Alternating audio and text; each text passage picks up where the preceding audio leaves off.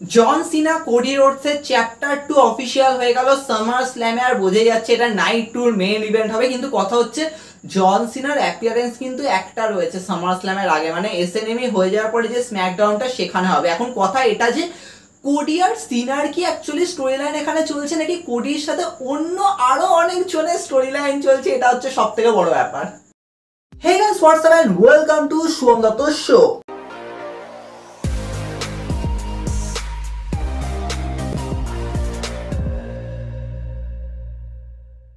So guys, এই এপিসোডে আমরা যে ডিসকাশনটা করবো, দেখো আমি আগের এপিসোডে ড্রিউ ম্যাকিন্টার আর রেন্ডি অর্টনের স্টোরি লাইনকে নিয়ে কথা বলেছি। আর ওখান থেকে না মানে কথা বলতে গেলে আমাদের কিন্তু কোডিকে ঢোকাতে হবে, কারণ কোডি আর রেন্ডি অর্টনের মাঝখানেই তো ড্রিউ ঢুকেছিল, সেখানে বলি হয়ে গেল। মানে রেন্ডি অর্টনের রাগটা কোডির ওপর ছিল কিন্তু ড্রিউ এর ওপর ফেলে দিল, এরকম ব্যাপার। কিন্তু সেখান দিয়ে ড্রিউ আর রেন্ডি অর্টনের সেট আপ তো হয়েছে, কিন্তু এখানে অ্যাকচুয়ালি কিন্তু ওই ম্যাচটা কিন্তু মেন ব্যাপার নয়, কারণ এখানে মেন ব্যাপার হচ্ছে রেন্ডি অর্টন কোডিকে কিভাবে দেখছে। আর রেন্ডি অর্টন যে জন সিনার কাছে হেরে গেছে, উনি বারবারই বলছেন যে আমি 15 টাইম চ্যাম্পিয়ন হবো, আমি সিনাকে হারাবো।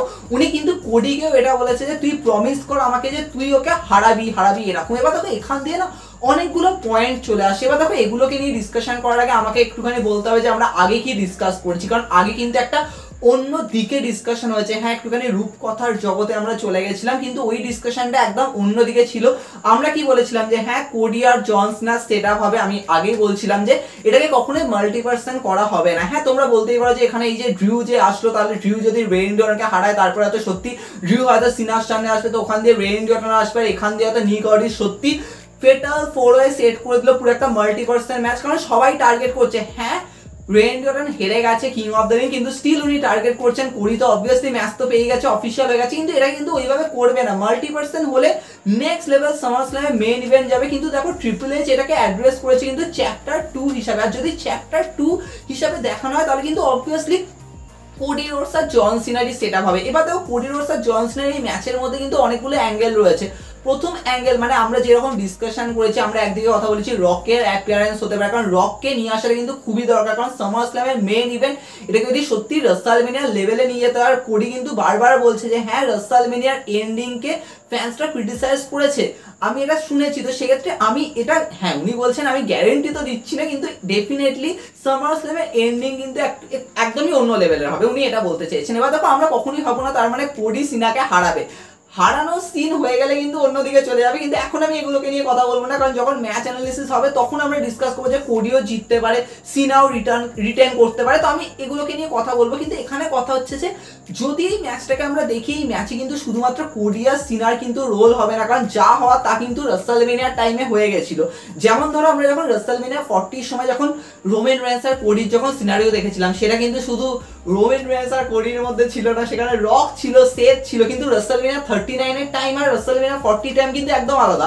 তো সেক্ষেত্রে রাসেলমেনিয়া 41 এর টাইমে যেরকম কোডি আর সিনার বিল্ড আপ হয়েছে, হ্যাঁ ওখানে একটা রকের ছোট্ট আমি বলবো অ্যাঙ্গেল ছিল। ট্র্যাভিস স্কটকে নিয়ে তো আমি কথা বলতে চাই না, কিন্তু এখানে সামার স্ল্যামের অ্যারাউন্ডে কিন্তু অনেক কিছু রয়েছে। একদিকে যেমন আমরা দেখছি ড্রিউ সাডেনলি চলে এসেছে, কিন্তু ড্রিউকে আমি অত বেশি ধরছি না যে এখানে মাল্টিপার্সন সিন হওয়া বা ড্রিউ কোনোভাবে কোডিকে কস্ট করাবে বা এমন কোনো সিন আমি ধরছি না।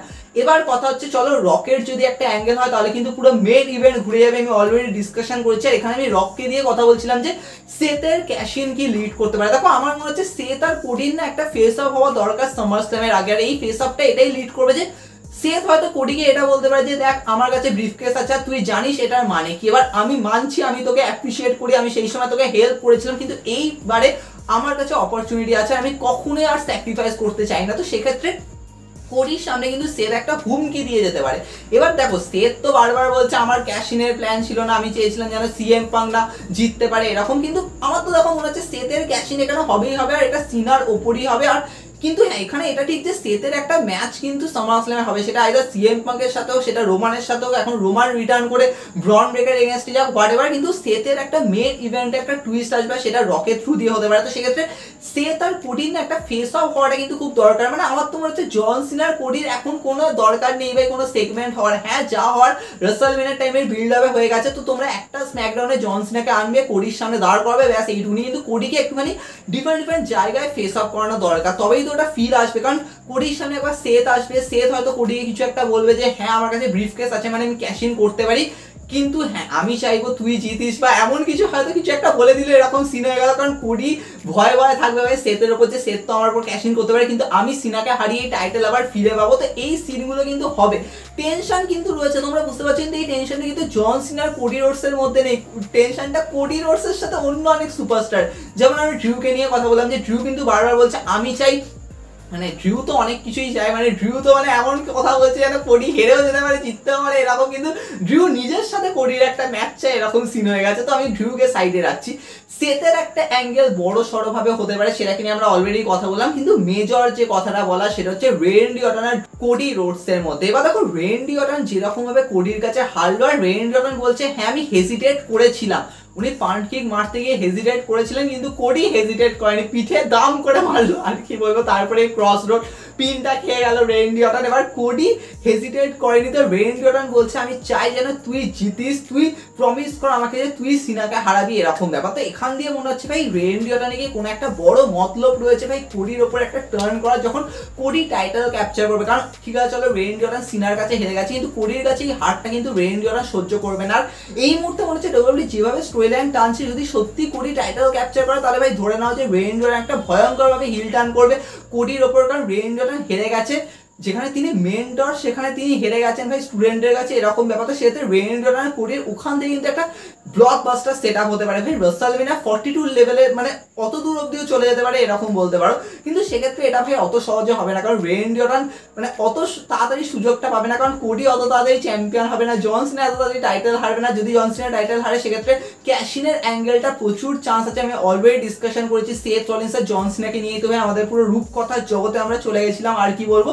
তো এখানে কিন্তু অনেকগুলো লেয়ার রয়েছে, কিন্তু আমার কেন মনে হচ্ছে রেন্ডি অর্টন আর কোডি রোডসের এই যে ফেস আপের অ্যাঙ্গেলটা হয়েছে, মানে এটাকে কিন্তু অনেকবার দেখাচ্ছে। আর আমরা কিন্তু এদের মধ্যে টেনশনটা এটা দেখছি না যে হ্যাঁ ভাই রেন্ডি অর্টন সেই সময় লেগেসি লিডার ছিল, কোডি ছিল সেখানে, তো ওই রকম কিন্তু কোনো অ্যাঙ্গেল চলছে না এখানে। ভাই Cody king of the ring জিতেছে, কোডি সিনাকে ফেস করবে, রেন্ডি চাইছে যেন কোডি যেন হারায়, কারণ রেন্ডি নিজে চেয়েছিল যেন সিনাকে উনি হারায়, কিন্তু সেটা সেই অপরচুনিটিটা উনি হারিয়ে ফেলেছেন। তো এখান দিয়ে যেন মনে হচ্ছে রেন্ডি অর্টন আর কোডি রোডসের একটা বড় সড়ো ড্রামা কিন্তু সামার স্ল্যামে লিড করবে। হ্যাঁ রেন্ডি অর্টনে কি ম্যাচ থাকছে সেটা এখন ড্রিউয়ের সাথে হচ্ছে কিনা, কিরকম স্টোরি লাইন যাচ্ছে সেটা আলাদা দিকে, কিন্তু রেন্ডি অর্টন আর কোডির একটা বড় সড়ো সিন আসবে। আর এটা দেখো আমার এটা মনে হচ্ছে এই যে সামার স্ল্যামের যে মেন ইভেন্ট, বারবার মুখ দিয়ে রাসেলমেনিয়া বেরিয়ে যাচ্ছে কারণ নাইট 2 না, তো সেক্ষেত্রে এই যে নাইট 2 যে মেন ইভেন্ট, এখানে আমার যেন মনে হচ্ছে রেন্ডি অর্টন না লাস্টে কোডির উপর একটা হিল টার্ন করবে। কারণ অবভিয়াসলি যদি আমরা এটা ভাবি যে কোডি রোডস হেরে গেল জন সিনার কাছে, তো দেখো এখানে একটা নাম্বারস গেমের ম্যাটার তো হবে, হতে পারে হয়তো যে ট্র্যাভিস স্কট আসলো সত্যি সত্যি, বা হয়তো এমন কোনো সুপারস্টার আসলো, ইভেন এটাও তো হতে পারে যে ড্রিউ হয়তো সত্যি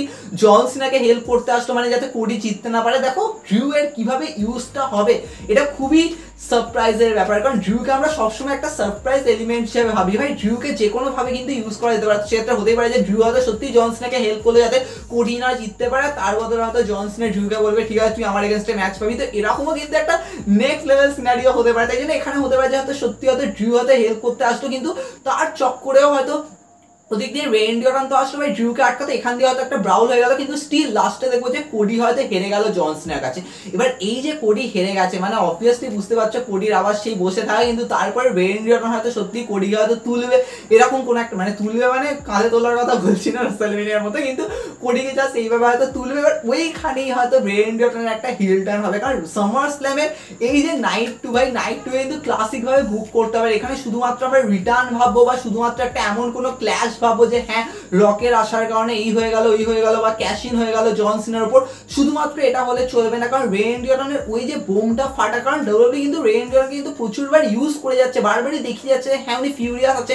নাইট অফ চ্যাম্পিয়ন্সেও কিন্তু এই সিনটাই ছিল, যখন রেন্ডি অর্টন হেরে গিয়ে যখন ওখানে দাঁড়িয়েছিল কোডি কিন্তু অ্যাপ্রিশিয়েট করছিল রেন্ডি অর্টনকে, তখন কিন্তু রেন্ডি অর্টন পুরো তাকিয়েছিল, যেন মনে হচ্ছিল পেছন দিক দিয়ে একটা আড়কাও মেরে আসে, কিন্তু তিনি করেননি। তাহলে এখানে কিন্তু হওয়ার একটা বড় চান্স আছে। তাই আমার তো দেখো মনে হচ্ছে রেন্ডি অর্টন কোডির ওপরে কিন্তু পুরো দাঁড়িয়ে আছে এই কোডি আর সিনার পুরো ম্যাচটা, যেমন আমরা সেই সময় বলেছিলাম যে কোডি আর রককে যেন প্রচুর দেখানো হচ্ছে, কোডি আর রোমানের পুরো স্টোরি লাইন মানে আগের বছরের স্টোরি লাইনে, তেমনই কিন্তু এখানে রেন্ডি অর্টন কোডির কিন্তু ওইভাবেই কিন্তু রোল প্লে করছে। কিন্তু এখানে কি হবে সেটাই দেখার বিষয়, কারণ আমার মনে হচ্ছে ভাই কোডি রোডসের উপর একটা বড় সড়ো ড্রামা মানে বড় সড়ো টার্ন আসবে, হিল টার্ন আসবে রেন্ডি অর্টন থেকে, আর এটা পুরো ফাটিয়ে দেওয়া মানে পুরো ফাটিয়ে দেওয়া সিন হবে, আর সেটা সামার স্ল্যামেই করা দরকার। যদি না করে তাহলে তোমরা যদি ভাবো যে এখন স্ম্যাকডাউন নিয়ে চলে যাবে, কিছু বলা নেই, কারণ তোমরা সামার স্ল্যামকে যদি সত্যি রাসেল উইনের মতো ফিল করাতে হবে তাহলে সামার স্ল্যামে অনেক কিছু ঢোকাতে হবে, অনেক কিছু, আর এটা কিন্তু করতেই হবে।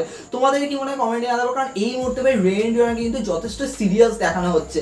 হ্যাঁ, ড্রিউ এর সাথে স্টোরি লাইনটা একটুখানি অন্যদিকে তাকে ঘুরিয়ে রেখেছি, কিন্তু এখানে রেইনডিয়ার কোডিই কিন্তু মেন টার্গেট। তবে কি হবে সেটা তো আমরা ফিল করবো, আর আজকে অনেক ডিসকাশন হবে, দেখা হবে নেক্সট এপিসোডে।